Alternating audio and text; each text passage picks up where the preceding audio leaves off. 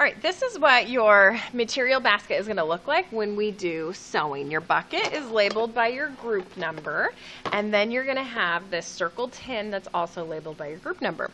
I glued 4 magnets into your tin so that the needles are stuck onto the magnets and your threaders are also stuck onto the magnet. So if this spills, nothing comes out of the tin. So please do not pull the magnets off. But your container has 4 threaders and 4 needles.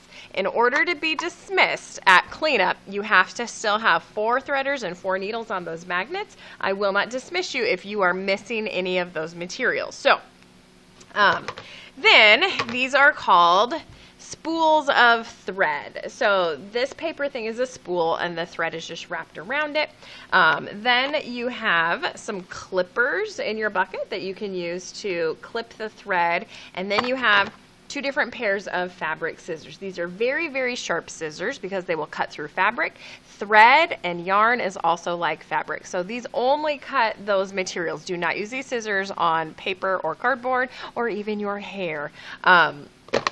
So then you're also going to have some scrap pieces of fabric in your bucket. But first thing you have to do is learn how to take some of this embroidery floss to work with. So I like to say measure it to be about as long as your hand, a little bit longer than your hand, and you're going to cut a piece of thread off. It doesn't matter what color, this is just practice.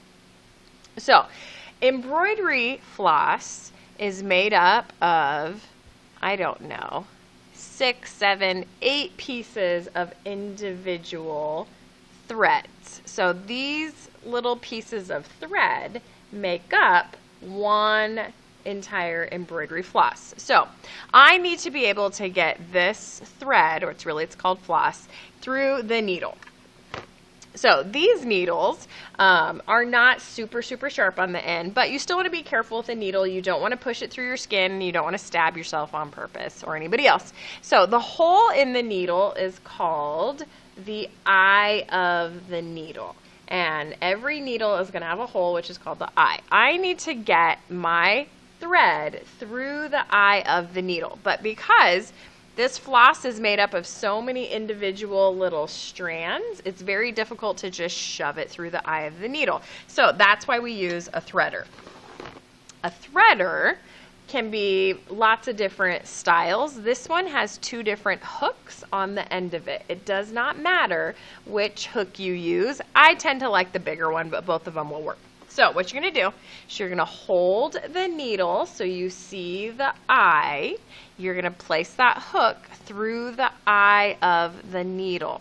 And I know that it's connected because I can let go of the threader and it's still on that needle through the eye. So now I like to pinch the threader and the needle at the same time. Then I'm going to take up my floss and I'm going to drop that over the hook. So now it's hanging there just by the hook. Now I hold on to the bottom of the needle, I pull the threader through the eye of the needle, and it just put that thread on my needle for me. So now I have 2 ends of my embroidery floss. The ends of the floss are called the tails. I want to make one tail longer than the other. My short tail is about as long as my thumb, but my long tail should be much longer than that. So when I am sewing, I'm going to push that needle through my fabric and I'm going to pull that thread through. But what's going to happen is that if I just keep pulling, the whole thread goes all the way through the fabric because there's nothing to stop it. So I have to tie knots at the end of my longest tail. So you need to learn how to tie a knot. I think one way that could be easy is that you take the long tail and you make a loop. So I'm holding it onto my fingers. I just made a loop and there's an X over my loop. I'm going to take that tail and I'm going to push that tail through the loop. So for this one, I need to go under the loop and push it back through the loop. And now I'm going to grab the tail and I'm going to tighten that knot. I kind of pull the knot to the end of the tail and then pull the tail. So now I've got one knot at the end of my tail, but no knot on the short tail. So I'm going to test it. I'm going to push that needle through my fabric and pull it. If it catches, then one knot is fine, but this one, I can keep pulling my thread through, so I need to tie another knot the exact same way. I'm going to make a loop where there's an X over the top. I'm going to push my tail through the loop. I'm going to pull it and try and make a second knot on top of the first knot. So now my knot just became bigger. So now I'm going to test it with my fabric. When I pull it through, does it catch? If it catches, then you did a big enough knot. So you can see the back of the fabric does have the knot. So that is what we want to work with. So for practice, you are going to learn how to do just a real basic simple stitch. So what we're going to learn how to do is called a back stitch.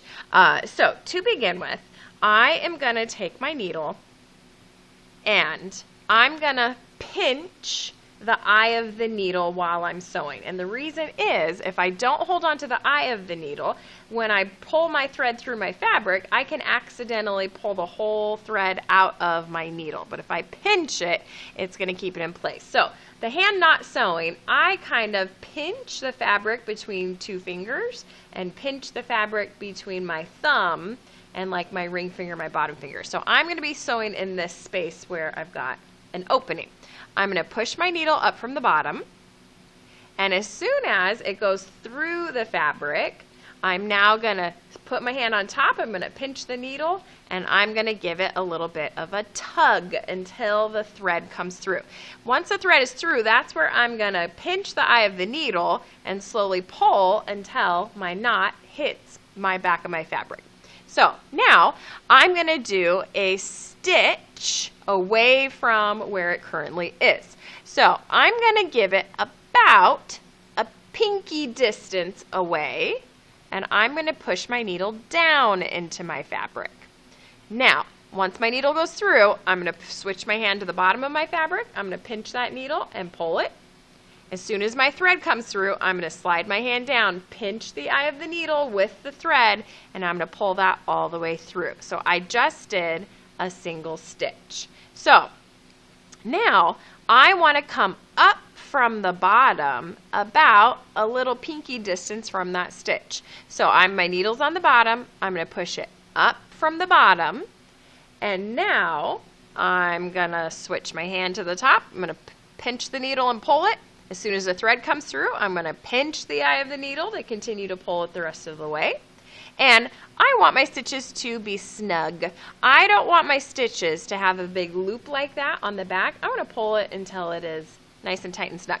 Now I'm going to do a back stitch. This means I'm going backwards into the previous spot. So I'm going to put my needle in this hole where the thread was before. I'm going to push straight down in, pinch from the bottom, pull the yarn or the thread through, pinch the eye, keep pulling. When I go back into the last stitch, now I just make a continuous stitch. So it looks like one straight line. This is called back stitching. So I'm going to go underneath about a pinky distance away, pull through, and now I'm going to go back into the last stitch. My needle's going to go where I see the thread was previously. I'm going to pull that through. So I want you to practice back stitching. You're basically drawing lines with the needle and thread. See if you can do 4 back stitches in a row. Then we have to learn how to tie off. So tying off is important. When my thread starts to get too small, or when I'm done sewing my line, I need to tie it off on the back of the fabric. So the side that had the knot is the side I'm going to tie it off. So to tie off, I'm going to lay my needle sideways, and I'm going to send my needle underneath a stitch, and then I'm going to slowly pull it till I see a loop. When I see that loop, now I'm going to send my needle through the loop, and I'm going to finish pulling it till it doesn't pull anymore. I just tied a knot right there. I want to do that 2 different times. I'm going to lay it sideways under the stitch, slowly pull it till I see a loop. Once I see the loop, my needle goes through the loop and I pull it tight the rest of the way. What that just did is double knot it. So now I can pull my needle off my thread.